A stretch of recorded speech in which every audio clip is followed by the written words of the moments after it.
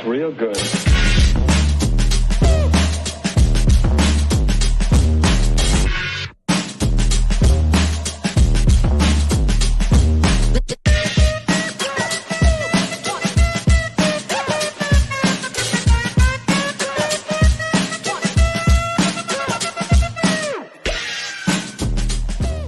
What are your superpowers again?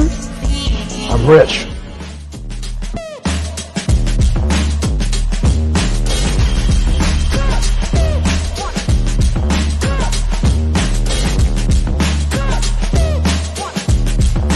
You've got to get a hold of yourself.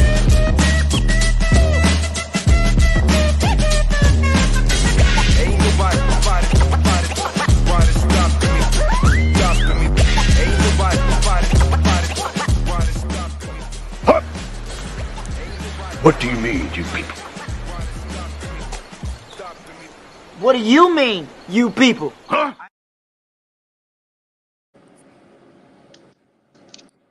Oh man, it never gets old. What do you mean, you people? All right, so So lovely. It's so lovely. It's so lovely. it's the we're getting a little Eddie Murphy right there. All right, so First of all, let me try to tell everybody, if y'all watching this, please tune in because this is beautiful. I don't care what you're doing. You're watching. Yes. Yes, Lord. Ha ha. Let's go. Keep it going. it's Friday. It's the final Friday in June. Adrian and I wanted to do these every week, but his work commission, my work commission, and all this other crap going on, like storms and all kinds of stuff, and there's wrestling and all, there's other reasons, but we will bring these real talks as much as we possibly can. If it's once or twice a month, I'm happy with that.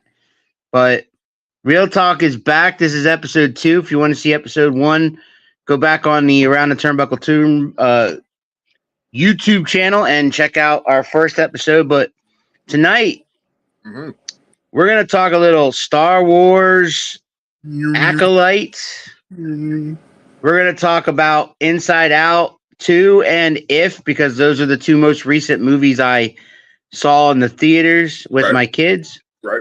And we're going to revisit Exorcist Believer, which we talked about last show a little bit. Yeah. But I hope Adrian did his homework and he actually watched the whole damn thing again. Kind of revisited it and see some stuff. But I do got some comments. You were worried about whether or not anybody was watching it, because some of the wrestling fans will be watching SmackDown about now because it's in MSG. It's in MSG tonight. I know. Hello, guys from Daytona Beach. Vance is in the house. There he is. David, good evening. Always good to see you, David. The HTS Boogeyman, a.k.a. the three-time Home Team Sports Fantasy Champion is here. You said it too many times. And sure, with your kids, right. The professor's got to get a dig in. Let me tell you something there, Shango.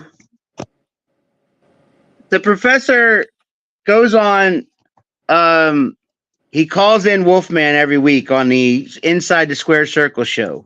Oh. Right? And he finds a way to compliment me and take a dig at me in the same sentence. So he's like the perfect girlfriend. Every time. And then I call in and I say how proud I am of him, how far he's come as a commentator. I try to sing his praises so that maybe somebody watching might say, hey, I'll give the professor a call. Maybe he can come call our matches at my show. Right. But what does he say about me?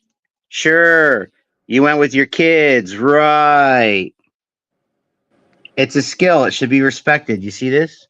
Wow. Watching SmackDown in the pouring rain. It's pouring rain in Florida. Yeah, we had a storm come through here, man. The other night, that lots of residents around here, Adrian, lost. I know you're in Ohio, brother, but lots of residents around here in the Bethlehem, Allentown, Easton, Peaburg area, the Palmerton area. Yeah. Up as far as Berwick and Bloomsburg, man. They had I heard tornadoes might have touched down. The hell? Trees were flipped over. Power was out for hours. Not here in my town. It skipped us or something. But everybody around me got got some nasty weather through here the other night. So, But I'll tell you, I think it was Wednesday night. But I'll tell you, I guess I got lucky. I went to bed. I heard some thunder. I heard some rain, but I didn't see any flipped over houses or trees down or cowardly lions running down the street or anything like that. like Mother Nature was using the force. Alpha was out for 30 hours plus. Yeah, I heard that, man. Dude, I heard that. I heard that a lot of places, 24 hours, 40 years of darkness, earthquakes, volcanoes. He's quoting Ghostbusters there, Professor, you could throw all the movie quotes you want at me, brother. I'll knock them all down like pins. We'll get them. All right, dude. So have you watched Acolyte? Mm-hmm. Let's start off with the worst thing and work our way up because because I really loved Inside Out 2. My kids loved Inside Out 2. We'll talk Inside Out 2 at the end of the show. So Right. if you're waiting for me to talk about Inside Out 2, just wait because I'll talk about that later. But Star Wars Acolyte. Right. Are you serious, Clark? Yeah. Santa Claus just came in from spotted his sleigh right over Manhattan. All right, so Acolyte. Did you watch all 3 episodes, 4 episodes now? Like how much of it did you consume? Well, I got a question. And there was some hate on the internet, we'll just say. There's some hate. And I was like, you guys are crazy. That's ridiculous. Why are you hating on the show? Until there's one particular scene that I was just like, wait, what? And which scene was that? The haircut with the lightsaber. And the haircut with the lightsabers, right? Yeah, I was scratching first of all, ain't nobody that precise. You're going to slice off your whole frontal. The show should have been over because, like, all that shit, that was, like, I'm like, no. With that precise, you go all the way up here, and the bangs was perfect. Like, right here. Like, it was perfect. So, that, no eyebrows, first of all. That's like, when did we start, doing edge ups with lightsabers? Like, people in the hood gonna be doing that now. I'm going to the local barber. He gonna be like, I got you. Face gonna be all messed up. You're a Star Wars fan. I'm a Star Wars fan. The professor's a Star Wars fan. A lot of our friends are. General Kiesel was the first guy that pops in my head. I mean, he created an entire Star Wars character to wrestle. He did. I saw it was a meme / reel / TikTok video floating around where these 2 guys are talking about Star Wars, and he goes, I don't understand Star Wars. Fuck Star Wars. This is what I don't understand. You're fighting with laser swords, and the only thing that can combat a laser sword is another laser sword. Yeah. So it's a laser fighting a laser, and it can cut through anything. Yeah, except for another laser sword. And you move objects with your mind, like telekinesis, like you know what I mean? Like, we've seen people bending spoons and whatnot, but like people can point at an object and make it move or whatever like that. Don't tell me for once you didn't walk into like a Walmart or a Dollar General with the automatic doors and do one of these. Right. Yeah. Yeah, everybody did it. I don't care who you are. Don't lie. Professor, can we leave Star Wars alone at this point? It's been heard enough already. Yeah, no, Keith, you know as well as I do that they're going to milk that freight as much as possible. They spend a lot of money on it. Yeah. From George Lucas, so they're going to milk this shit. Like, they're just going to keep making series. They're going to somehow come up with an Obi-Wan season 2, which how far can you go? Because you get to a point where the kids are older. And he's dead. Right. So, you know what I'm saying? Mandalorian excluded. Yeah, and I can't wait for that. Like, so Mandalorian is going to end with a movie called Mandalorian and Grogu in 2025. That's how they're going to end that series. Oh. And I like the Ahsoka. I like the Ahsoka too. Also, Ahsoka was good. I don't care. I like Ahsoka. I like Rosario Dawson, but I like. I mean, who doesn't? It's Rosario Dawson, man. Come on. But listen, Acolyte. I was like, okay, in the first episode, you Boom. get Trinity from the Matrix, Yeah, as a Jedi, mm-hmm. and I'm like, oh shit, that's Trinity from the Matrix. Mm-hmm. And then it goes downhill after that. I mean, then the second episode, you get the tale of the two sisters. You go back to when they were young and how that happened. So, yep. Star Wars universe is about repetition, right? Episodes, absolutely. Episodes, you know, the ones with Force Awakens and those ones after that. Basically, we're just a regurgitation of New Hope, Empire, and Return of the Jedi.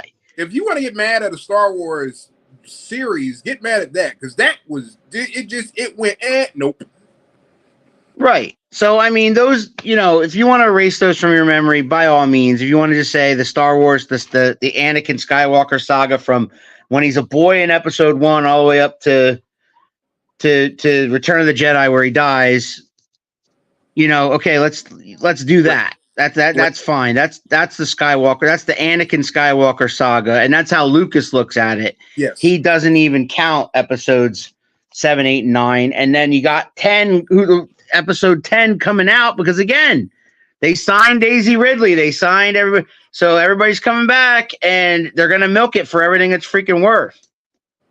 Which Trish Ash. I think you meant Trish Ash is what they were. Yes. First of all, although I did like the Rise of Skywalker, but you know, most people hated it. So don't look at me like that. I had faith in you. Okay, so anyway, Acolyte again. So episode 2, the Tale of the Daughters. Okay, it's not bad. Like the first one was like, oh wow, you know, you had that oh wow moment. You know this person, and you know that person from the Squid Games and blah blah blah. You're like, oh, I know that guy. He is a phenomenal actor. Phenomenal. He's a great actor. Phenomenal. I'm not denying that, but what I'm saying is, like, you know, so you get that, you get those moments, that aha moments, that you know these people that are getting themselves into the Star Wars universe, and I'm sure a lot of those actors always wanted to be in the Star Wars universe. 1 minute. That's a discussion for another show, Professor. He wants to know how do I like Rise of Skywalker? All right, all right. Yeah, that is a therapy session. That's not a show. That is a therapy session, because we'll talk about that one day. We'll talk about Rise of Skywalker one day. Yeah. But anyway, then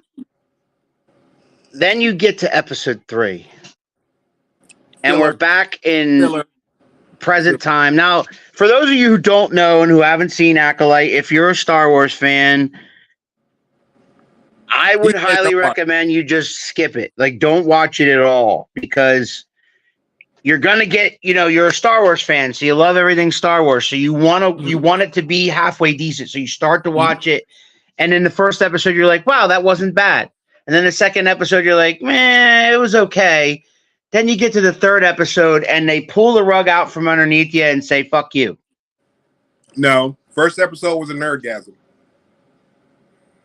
Right, nerdgasm. Yeah. Second episode, you're cleaning yourself up. Third, right. Now we're just sitting on the couch awkwardly. Right. Yeah.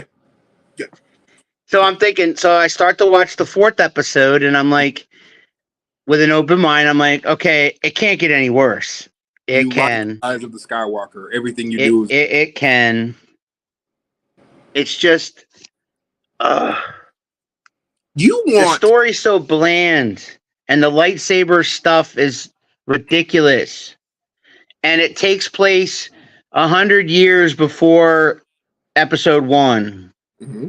So I mean, you know, the Jedi Temple's there. Padawans are learning how to use the Force. Like, all these things are happening. Where's Yoda? Where the fuck is Yoda? He's 900 years old. You can't tell me that he's not alive or around in this episode. Where the hell is Yoda? Pimping he was. Laying pipe, I guess. he might have been. Okay. I would even take Chewbacca, who was 200 years old. This So is true. Chewie was too. you go back 100 years before Episode 1, Chewbacca's around. Yeah. What wasn't he in prison, like enslaved at that point?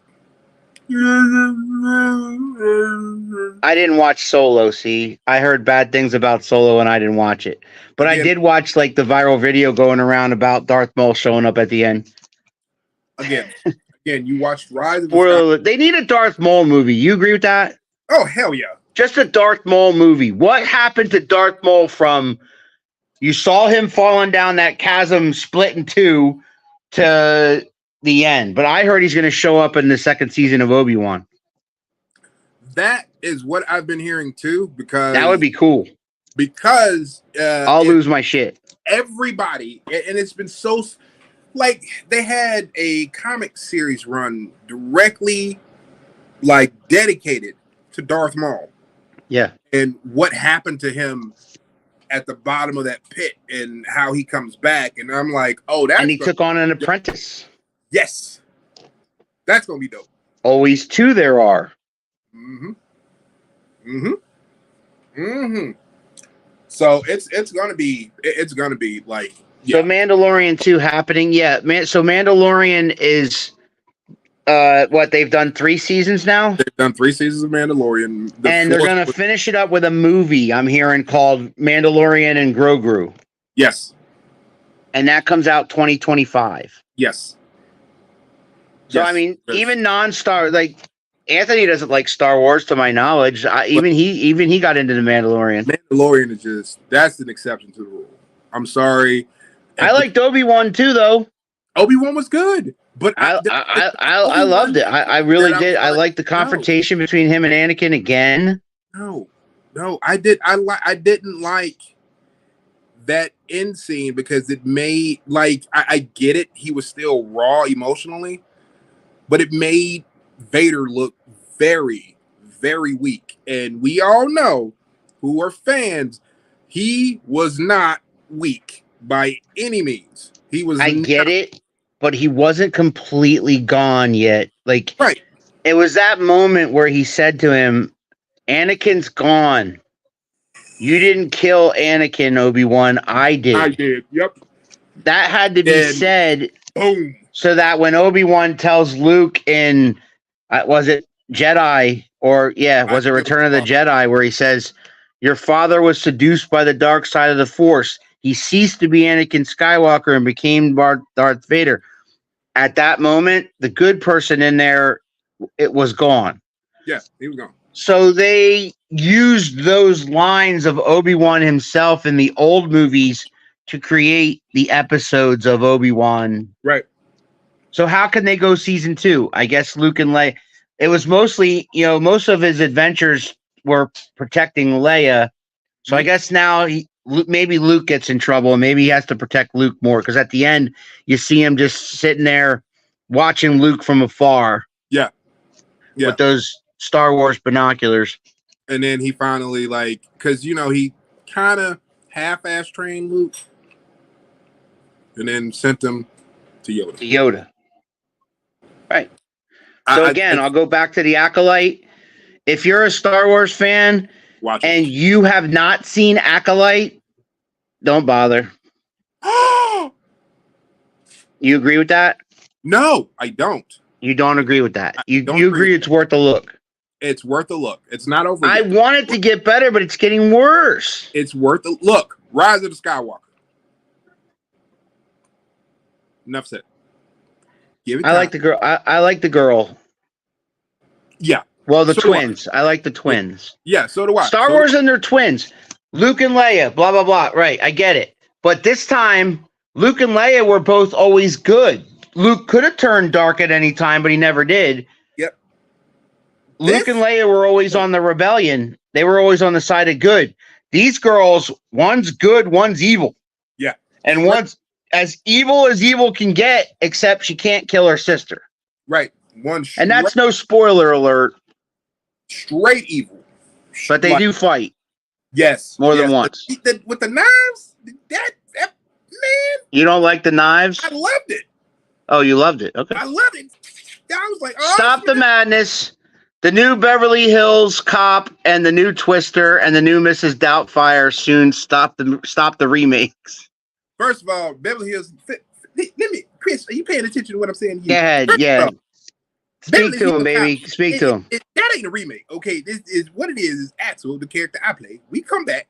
You know, we're a little older. Everybody's seasoned. Okay, so first of all, don't be comparing us to Miss Doubtfire. That's completely different. I want to see Surge. Is Bronson Pinchot still alive? Yes, he is. Surge is in there. You saw. We need Surge. Aqua. Yeah. Yes. Mr. Aqua Foley's here to see you. Yes. What is it pertaining? What is it pertaining? I love that character. That whole scene is one of my favorite scenes in the whole Beverly Hills Cop trilogy.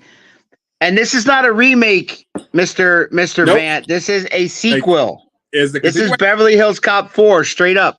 But anyway, and Mrs. Doubtfire, yes, they should leave that alone. There are certain movies you should just leave alone. And with all respect to Robin Williams, you should not remake Mrs. Doubtfire. As far as the new Twister goes, I'm actually interested to see where that goes. Nope. Because that's a sequel also. That's not a remake. It's Twisters with an S. Yep. And it's the kids. It's the son of, Bill Paxton and Helen Hunt chasing tornadoes. Which, I'm sorry, Helen Hunt is not the vagina I would die for. Well, Helen Hunt's going to make a cameo. You know that. Yeah, of course. She's got to. Because Bill Paxton's no longer with us. May he rest in peace. Right. Hollywood is creatively bankrupt at this point. Keith, you and I should write a movie, man. I bet we could. We're very creative. We could come up with something original now. Starring me. Farouk and Bradshaw twins. That's not right, but okay. He ain't far off. Happy Gilmore too. Yes. That is in the works. No. So is Shrek 5. No. By the way. No. Probably gonna have some tornadoes in the movie. Well, yeah, of course. It's like saying the Titanic's gonna sink when you watch that one. All right. So there may be boats. Right. So let's move on a little bit. You said did you want to talk about Believer, or I can go to Inside Out and If? We'll hit Believer last. So If, did you see If? That was one of the that guy surprised me. He like Jordan Peele surprised me because nobody expected Jordan Peele to be that good at horror movies. Yes. This guy is so well rounded because he started a whole franchise by himself. Quiet Place. It's a movie franchise. It's got 3 movies. Considered a franchise now. Sure. And then he does a movie for his children, and it's fan-fucking-tastic. It's awesome. Like I was like, whoa. What? It's an emotional roller coaster. It is hilarious. And you laugh. Like, it's a comedy. It's meant to be a comedy, but a serious comedy. You might say a dramedy. Some people might call it that, but I think it's more on the comedy side than the drama. He picks the people in his movies. So, I get people who get credit for casting, but these are all people he has ties with, that he's worked with. Like his wife's in the movie, but everybody that he picks, he has really strong ties with, and the performances and the way he directs people, it was amazing. It's awesome. It's highly recommend if you have not seen it. Ryan Reynolds. You don't even need to bring kids. Imaginary Friends. Oh yeah. And again, a lot of us had imaginary friends when we were kids. And so a lot of people can relate to it. My kids can relate to it. But it's not just about the imaginary friends. It's about family. And it's really funny. It's really super funny. A lot of the misadventures that happen along the way. And I believe that movie was taken from a book. I don't know the author of the book, but it was a great story and a great movie. Yes. Well done. Ryan Reynolds usually can do no wrong, but I mean, my wife's in love with him, so we had to go see it because he was in it. Right. And of course, it didn't disappoint because I wanted it to suck. I wanted Ryan Reynolds to bomb for once. Not gonna happen. And speaking of him, I mean, we got Deadpool and Wolverine coming out real soon. Quick. So we can't wait for that one. Oh my God, I'm salivating. So then for the past few weeks, my kids and my wife have been hinting about going to see Inside Out 2 because we're really good fans of Inside Out 1. Which, Right. in case you're an adult out there without the kids to force you to watch these things, Inside Out 1 is about a girl named Riley who her emotions inside her, joy, sadness, anger, fear, and disgust are all inside her. And so it's really about growing up, and it's about Pixar Pixar animation. I always love Pixar animation with Toy Story and Finding Nemo and all that. The animation looks so real. So, of course, everything that Riley goes through with her parents, everything that she goes through growing up from being a toddler all the way up to age 10, that's Inside Out 1. Inside Out 2 is she turns 13 and hits puberty. Mm-hmm. So now she's got a whole nother set of emotions going on. Anxiety. So she's still got joy and happiness. She's got joy and sadness and anger in them, but now she's got anxiety and envy and boredom and embarrass. And so it's a really, really fun. Like, I was worried it wasn't going to be as good as the first one, which you always worry about that with Disney films, but Pixar's the difference. Toy Story 2, 3, and 4, they get better as they go, in my opinion. Can I just say, everybody talks about Disney buying Fox. The best acquisition Disney ever made was getting Pixar. Yeah. I think that is absolutely, because Disney partnered with Pixar and then was like, oh no, y'all can't be by yourself. No, we got to buy out. The animation's amazing. The stuff they can do nowadays is just amazing. They had me at Bug's Life. I love the Bug's Life. You love Bug's Life. My daughter Elizabeth loves Bug's Life. That is one. I like Up. Up is hilarious. Up's funny, but Up makes you laugh, makes you cry. And again, same thing we're talking about. If is the same thing with Inside Out too. You will laugh, you will cry. It takes you on an emotional roller coaster. It's pretty funny at times. The voices are great. Mm-hmm. There's some of the old voices are still there, but there's a bunch of new ones. And there's new characters. And again, Riley goes through puberty, and she's about to go from middle school to high school, and it's a lot of those tweens, girls like my stepdaughter, who's right there at that same age, middle school age, going, getting ready for high school. Oh yeah, can relate to the story.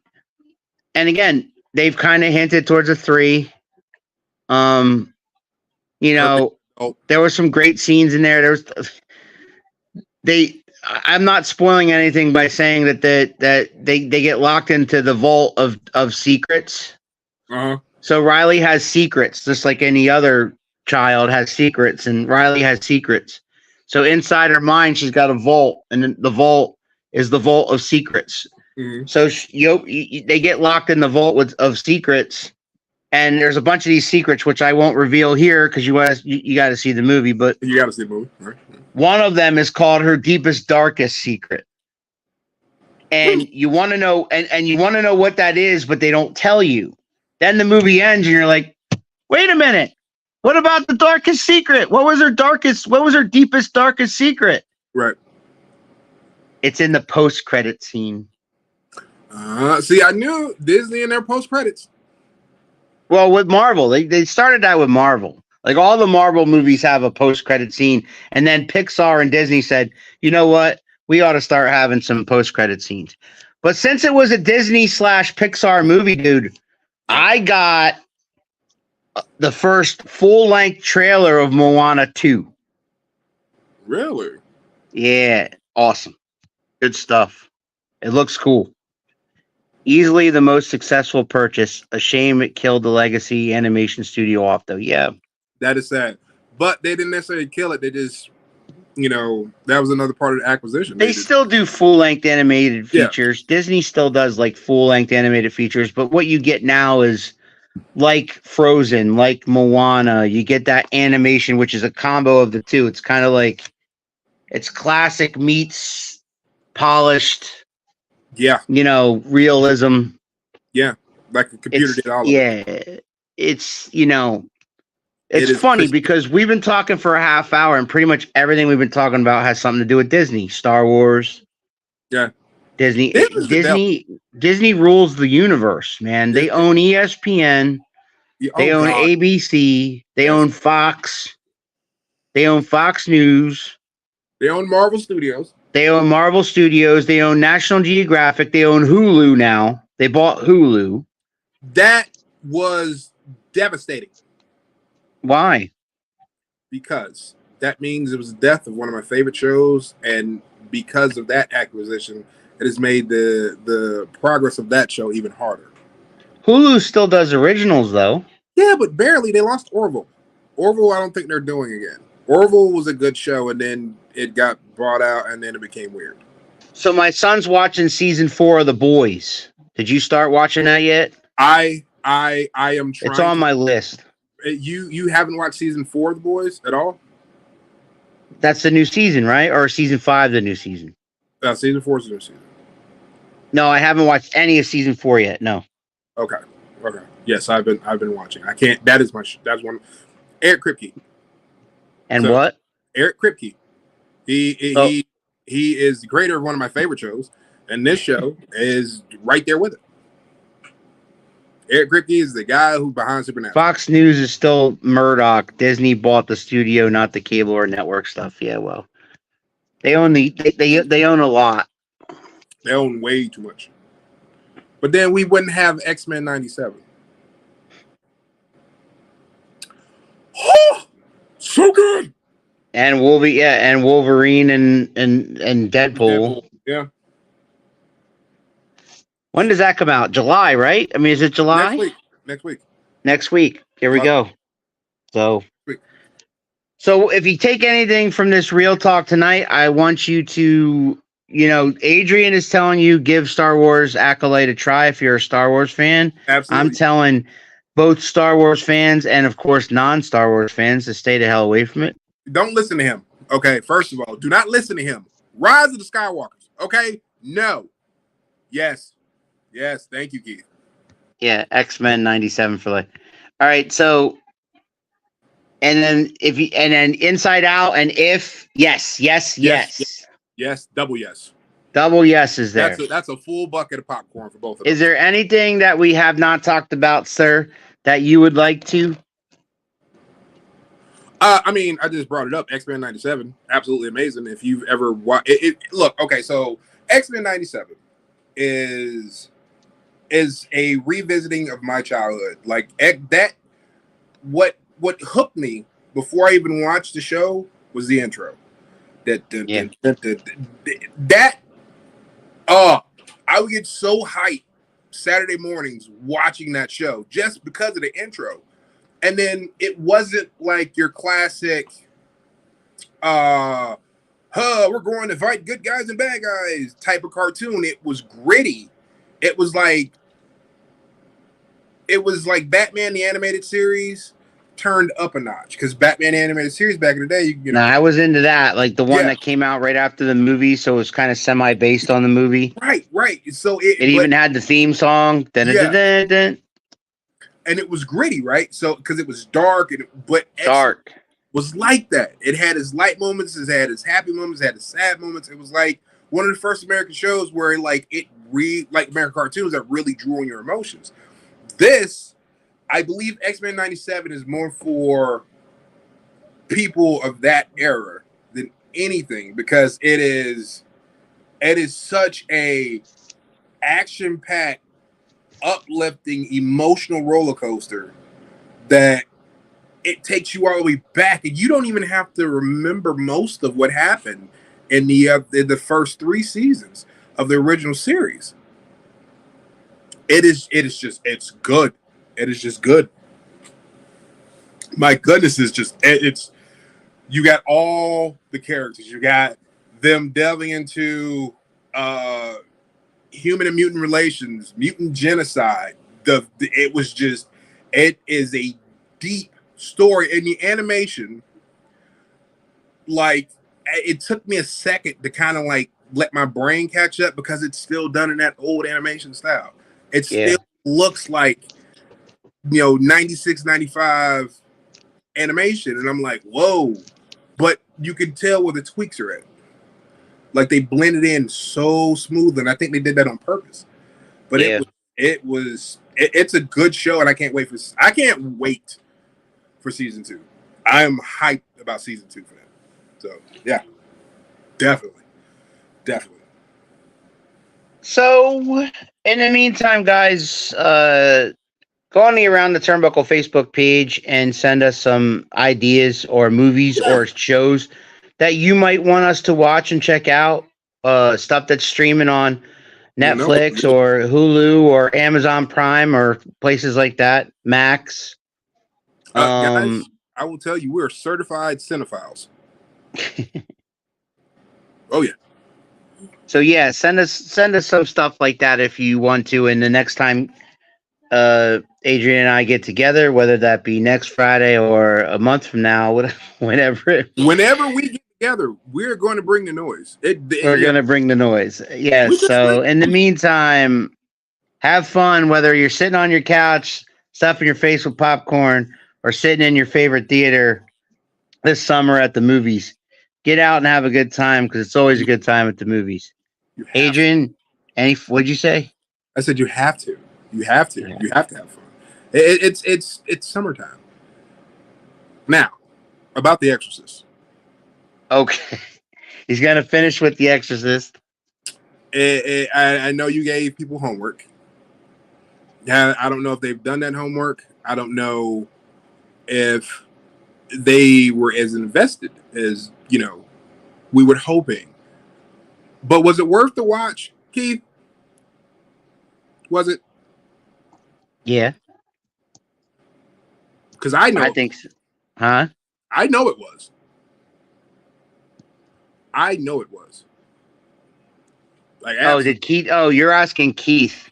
Mm-hmm. I don't know if he's still with us, but Keith, if you're still with us, did you watch Exorcist Believer? That was your homework, and you've had 3 weeks, because it's been 3 weeks since we did an episode of this Real Talk stuff.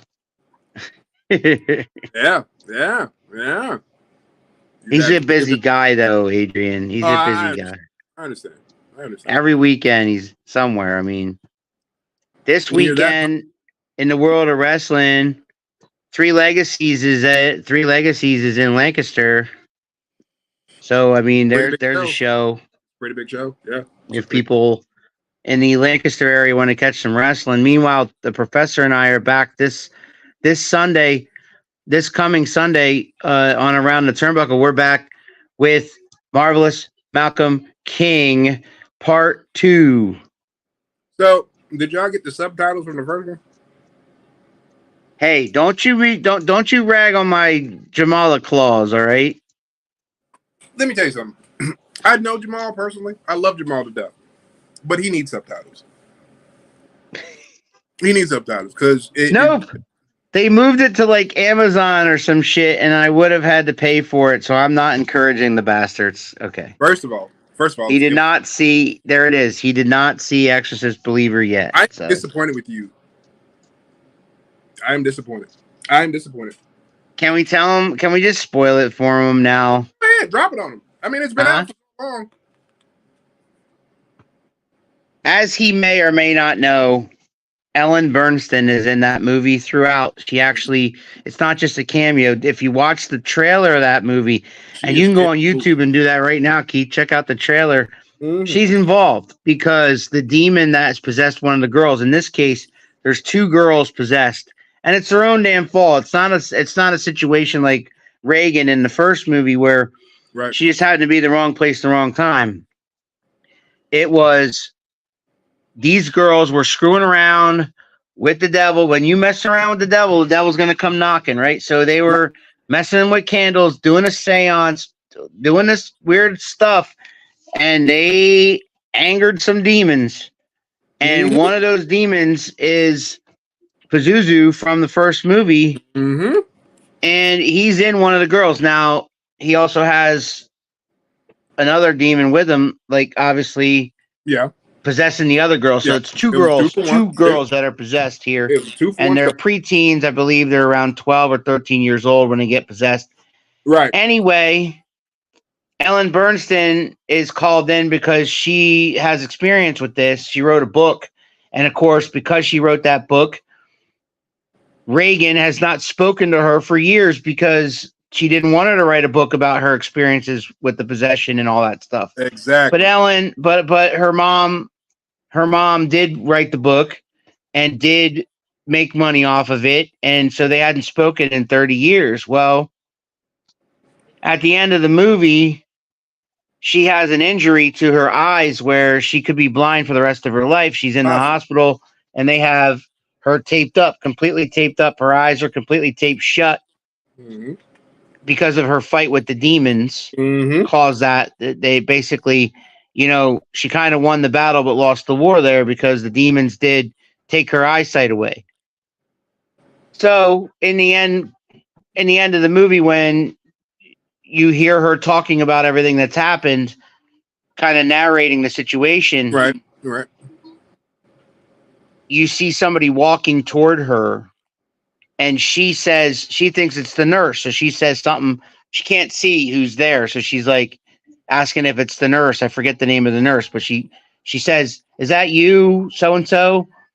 And you see this hand touch her hand, and then the camera goes from the hand perfectly up the arm and up to the face, and you see Reagan McNeil saying, "No, Mom, it's me."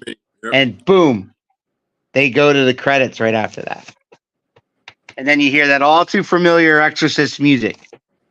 So the word around the campfire with that is that now Reagan.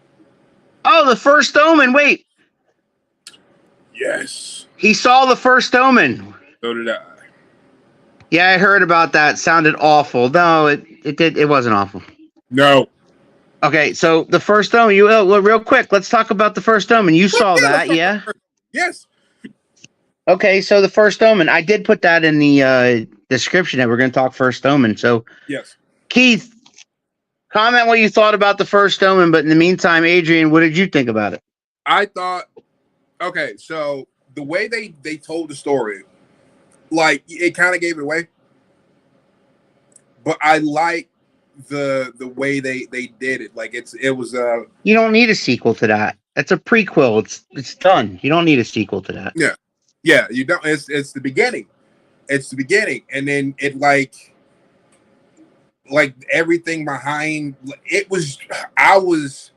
It didn't freak me out. It answered a lot of questions on, first of all, how the hell Damien came to be Damien, and then you find out that you did call it predictable, though. I told you, it like Barry, but it was still worth watching. Like I was like, it was creepy at points. Like I knew it was coming, and still I was creeped out at a lot of different points. Those freaking nuns were creepy from the beginning. I mean, they're nuns. Of course they're creepy. No, I know, but I mean, in a sense of, in every other movie of that has to deal with the Omen, in the Omen and the sequels, people of the parish are fighting these demons. They're trying to help this family out. Yeah. And in this case, the nuns are the bad guys. Like the church is the bad guy. I hate the damn nuns. The church is a bad guy. It's the whole church, except for that one priest.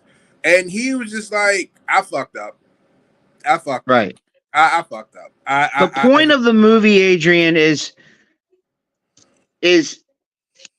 the church was worried that there was too many people leaving the church and not coming back. They just would leave the church. The faith was gone, or if the faith was there, they wouldn't come back to the church and support the churches all across the world. So the Vatican's worried because the attendance is way down in all the churches in the Catholic religion. And so basically they decide to enact a ritual to create the son of the devil, and they successfully do so.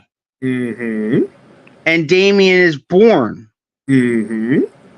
And so that is why it's the first Omen, because if you saw the Omen, Damien's already like what, 5? Yeah, So like this is like 5. Yeah, it's like 5 years later. So Damien's like 5 years old in the Omen. This is 5 years before that. This is about his mother. If you've This is seen about his conception. This is about his conception. Yeah. And all that. And I was really ready to hate it, but wound up liking it quite a bit. See? Yeah. See, because it wasn't one of those like you go into it and like within the first, I would say 30 minutes, you got to figure it out. But you're gonna watch it because you're already 30 minutes in. Like, why turn it off at this point? And then you get going and you're like, oh, that is really interesting how they did that. That is really creepy how they did that. And then by the time the movie's over, you're like, damn, that was quick. Yeah, it was fast. It's fast moving. It doesn't drag on. It's got its creepy moments. Like you said, you figure it out 20 or 30 minutes in. You're like, okay, yeah. Obviously, you know who the mother is, and all this stuff. So the thing that creeped me out was the demon. Like they showed the what did they call it? They called it a jackal or something like that. Yeah. That demon in the closet they had, the guy who conceived Damien. Yeah. That was, and then they burned the damn church down. Yeah. But then they're all it opens the door to a lot of different things because now there's 4 children of the jackal who are out and about. No, 5. You had the little girl, the mother, the daughter, and Damien. 4. Yeah. So it's like there's so many different directions they could have gone with it. Like initially doing this, I think it did its job. I'll just say that it did its job. Yeah, since Damien's story has been told, it would be a side story, I guess. Yeah, right. Yeah. I wouldn't do a sequel to the first Omen because this takes place five years before Damien. I mean, this takes place 5 years before Damien's born. Mm-hmm. So once Damien's conceived and once Damien is taken away from it and his mother goes and tries to live a regular, normal, peaceful life, mm-hmm. the priest does come back to see her and say that they know you're alive. Mm-hmm. The church knows you're alive. Oh, and they're raising your son and they know, and they've named him. Mm-hmm. And his name is Damien. And as soon as they say Damien, the credits roll. And I was like, if you're a fan of that franchise, man, you're like, all right, Damien's here. Yeah. Like, all right, man. I'm about to pass out. So, I mean, unless you got anything else, it's not meant to connect it to the trilogy. No, you're right. But it does. It was good. I thought it was good. I mean, they drug that series after The Omen on way too long because then you got Sam Neill and like it just stop it. No, man, guys, thank you for watching. It's always fun doing this. I had a blast. Keith, thank you for showing. Chris Vant, you showed up. We got the Boogeyman, who's a champion. Get to the movies. Get to the damn movies. Next week, Deadpool and Wolverine. Deadpool, yes. The next time Adrian and I get together, we'll be talking Deadpool versus Wolverine. We'll talk about whether the Acolyte got any better. Yeah. We'll talk about a lot of things coming up in the summertime. Twisters. Nope. He's so excited for Twisters. I refuse. He lies. Mm-mm. All right. We'll see you guys next time. All right. 0, 1, 2, 3. Let's get started.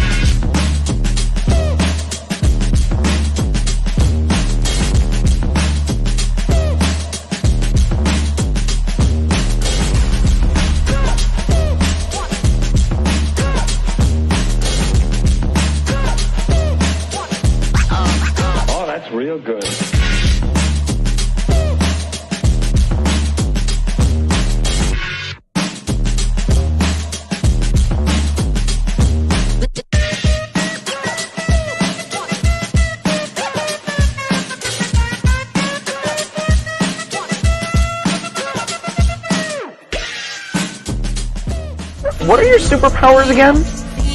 I'm rich.